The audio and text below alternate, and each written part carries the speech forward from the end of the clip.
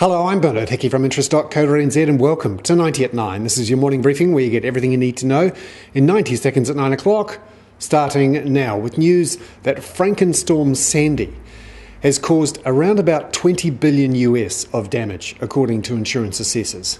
To put that in context, that's worth about half of the damage that came out of the Katrina storm.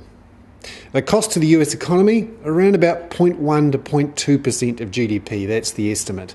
Just to put that in context, remember $20 billion of damage compares with total output from the US economy of around about $13 trillion every year. So not a major one for the US economy. US markets were closed again overnight, both the stock and the bond markets. That is the longest period of market closure because of weather since 1888. The US markets are due to open tomorrow.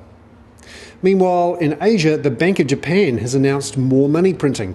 It's increased its money printing plan by 11 trillion yen to 60 trillion yen. It's also announced a, quote, stimulating bank lending facility. However, all this was slightly less than expected and the yen actually strengthened, which is exactly what the Bank of Japan wasn't wanting. It's trying to get the yen down. The New Zealand dollar is solid versus the yen. It's also solid versus the US dollar, around about that 81.9 US cent mark. New Zealand interest rates, or yields on government bonds and swaps, fell slightly yesterday on worries about what all this might mean for the US economy.